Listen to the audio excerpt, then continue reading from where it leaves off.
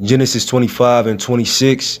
And after that came his brother out, and his hand took hold on Esau's heel, and his name was called Jacob. And Isaac was 80 years old when she bare them.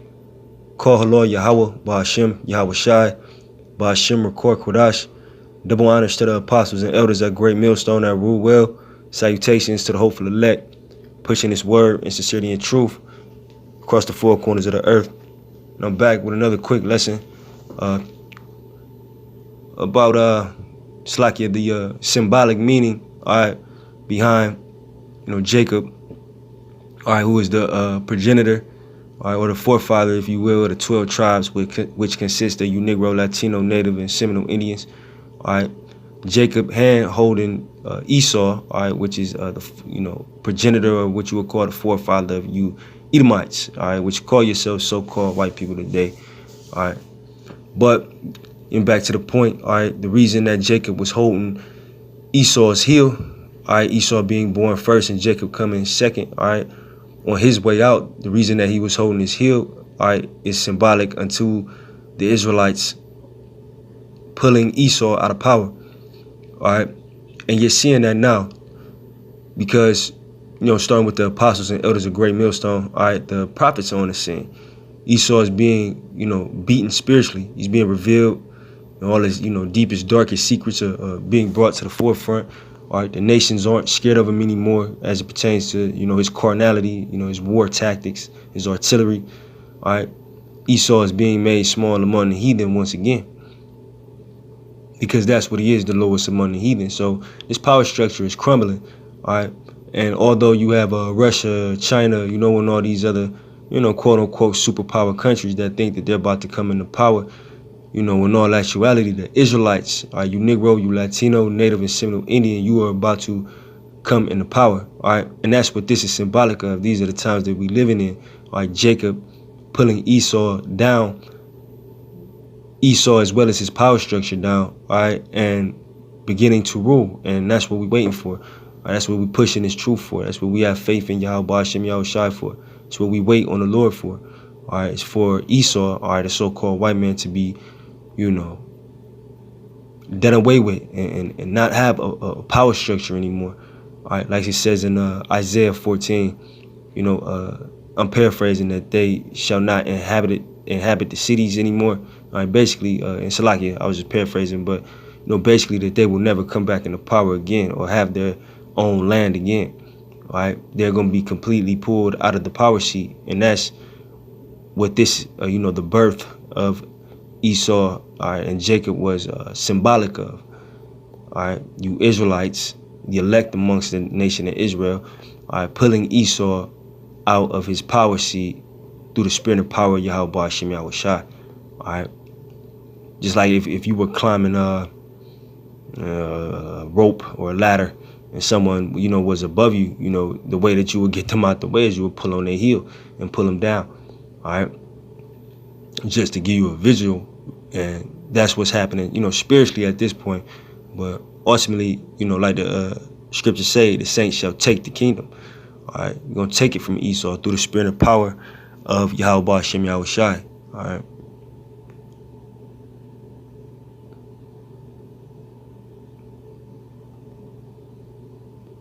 This is 2nd Ezra 6 and 8. And he said unto me, from Abraham unto Isaac, when Jacob and Esau were born of him, Jacob's hand held first the heel of Esau. Going back to the birth of Jacob and Esau, It says, for Esau is the end of the world, and Jacob is the beginning of it that followeth. Meaning this current state, this eon, this age of rulership that we living in, is about to end.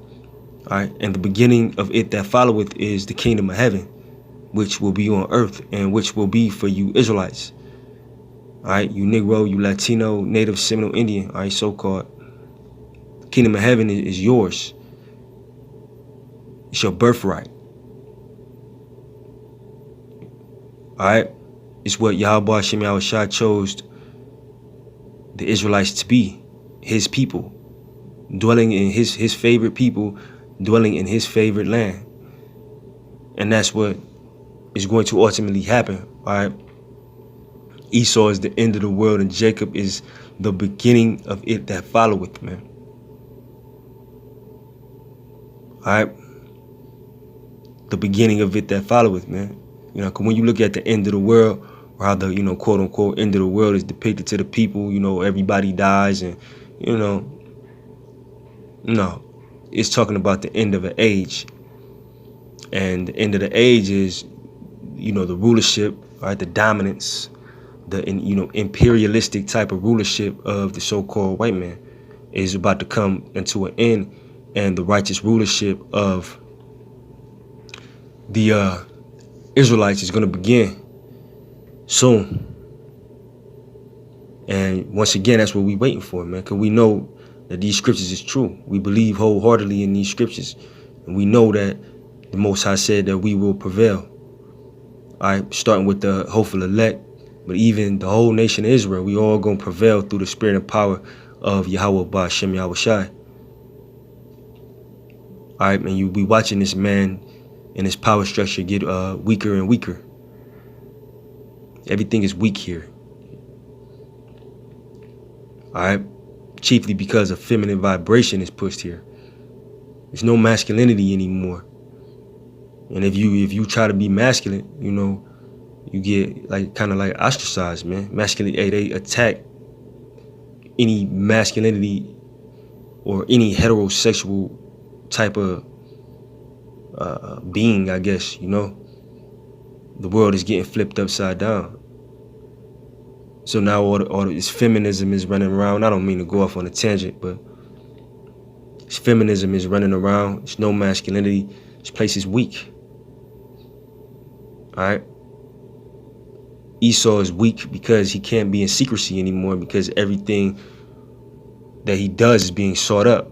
You know, like recently I was on RT News, and there was some hacker talking about we gonna release the documents of the 9/11, which everybody knew was a hoax anyway, but we gonna release more documents into the people. That's Esau. That's the things of Esau being sought up. The Most High is exposing them, man. Like the scriptures say, make bare the lead. So if secrecy is your power and everything is getting exposed, you out in the open and you weak. And that's the beginning, or one of the beginning stages of this man's power structure coming to an end. Him not being able to be in secrecy. All right. But so Sirach, or Ecclesiasticus. All right, Sirach 10:8.